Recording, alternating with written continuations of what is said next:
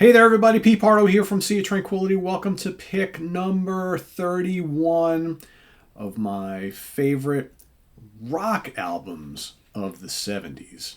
So, as we've been talking about for the last couple weeks, for this month, albums from bands or artists, not prog, not jazz or fusion, not heavy metal and heavy rock, hard rock, although some of these albums definitely rock. These are just the kind of, when you look up these artists, what are they classified as? What are these albums classified as? Just rock albums, right?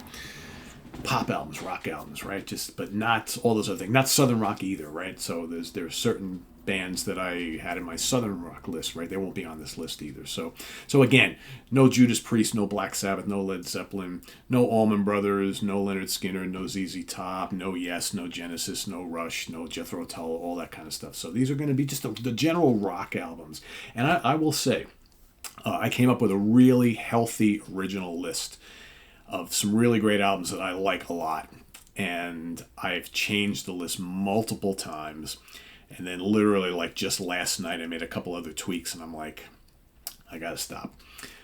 So there's going to be some really great albums that I like quite a bit that aren't going to quite make the cut. I'm also doing only one album per band or artist, right? Because this one was a little different. While there are lots of other albums by these artists that I do like quite a bit, in most cases, most of them had the one clear one that was going to make the cut. So I probably will do an honorable mentions list at the end of the series, at the end of the month, because I do want to mention some of these other artists and albums that just didn't quite make it. But again, it's like one each, right? So yeah, and like I said, I've made lots of changes, and I made the last couple changes last night, and I was like, you know what, I'm just going to leave it as is. But yeah, if I were to do this again in 6 months, I'm sure it would change up a little bit. So today for my pick number 31...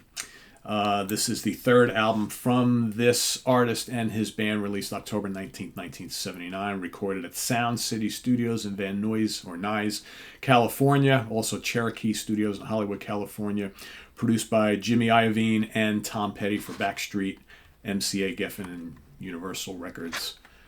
Tom Petty and the Heartbreakers, Damn the Torpedoes. So some of you might be kind of surprised because you're probably saying, well, Pete, geez, it seems like just a couple of years ago you weren't all that nuts about Tom Petty. Well, I always liked Tom Petty, but he's one of those artists that I just never bought any of his stuff. Up until like maybe a decade or so ago, I bought a double CD, like Hits compilation, which is a great compilation, by the way. He's one of those guys, I always liked all the stuff I heard on the radio. I just never went and bought any of his albums, because you can't buy everything, right? He was one of those like radio artists that I always, kind of like just rock, heartland rock, whatever you want to call Tom Petty, that when I heard him on the radio, I always kind of dug their stuff, but I never like kind of liked it enough to go out and buy the records. I will say, though, when this album came out, I almost bought this back in the day when this first came out, because everything from this album that I ever heard, I really enjoyed. And this seems to be more of like a rock album than some of the other stuff that I heard, right? But, and then, again, I never really started buying the Tom Petty stuff, the catalog, until we were talking about doing a Ranking the Album show here on the channel. And then I was like, all right, let me go dive deep into this. And now I'm like, I consider myself a pretty decent Tom Petty fan. I really do enjoy his music quite a bit, or their music, I should say. So for this particular album, and again, like I said, their third album, this contains the lineup of Tom Petty on lead vocals, rhythm guitar, harmonica, Mike Campbell, guitars, lead rhythm guitar. Also plays a little bass and keyboards. You got Ben Montench on keyboards, backing vocals, Ron Blair on bass guitar, and of course the great Stan Lynch, drums, backing vocals. Okay. And this particular album contains a wealth of really good material. Refugee kicks it off. Easily my favorite Tom Petty song, and quite a great track, I think. Tom and the band, very gritty on this song. This is another one of those radio hits very early on in their career that I always really enjoyed quite a bit, and I still do. Here Comes My Girl, another terrific song. Even the Losers, great vocal on that. I mean, 1, 2, 3, boom, boom, boom. 3 great tracks to start off this album. Then you got Shadow of a Doubt, A Complex Kid, another solid track. Century City, another good song. Side 1 is really, really excellent. And then over on side 2 starts off with don't tell me don't tell me you love me. I was going to say, no, we're not talking about Night Ranger. Don't do me like that. Don't do me like that. It's a really good song. I love the little guitar licks in that song, the organ, catchy chorus, great song. You Tell Me, What Are You Doing in My Life? 2 very solid tracks, and then Louisiana Rain. You know, despite the fact that it has harmonica on it, Louisiana Rain is a tremendous kind of bluesy heartland rock song. Great chorus on it. Just lots of emotion in that song. I like the some of the live versions I've heard of this as well. Just really solid track.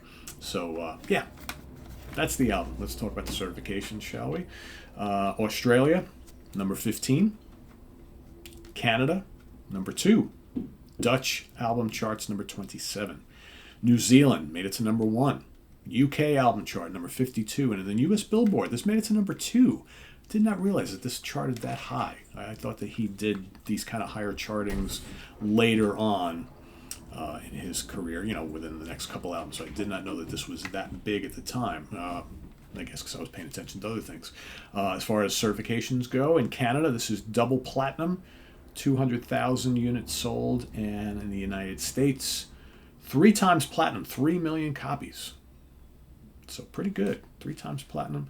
What else we got here? Did I mention Australia, New Zealand? I got everything. Yeah, it was a big album for him. This was basically his breakthrough album. The first 2 albums did pretty good, you know, got him some attention, but this was the album that really broke it big for Tom Petty and the Heartbreakers. So yeah, got his Rickenbacker on the front, right? That's my pick for today. Pick number 31.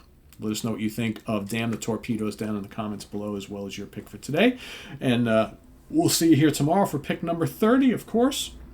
And in the meantime, visit us on the web at www.seatranquility.org. We're on Facebook.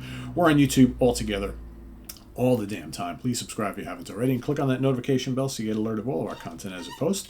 And please do hit the like button before you leave. Also, down below, we got the links to our Ko-Fi page for channel donations, as well as our merch page. So thanks in advance for all your support there. We greatly appreciate it. And we'll see you tomorrow for pick number 30. Don't forget, we got coming up tomorrow as well. Wednesday is new album review day. So we got a whole bunch of things that we're going to be talking about tomorrow. So stay tuned for all of that and more. Till then, I am Pete Pardo. Thanks for watching, everybody. See you tomorrow morning. Take care. Bye-bye.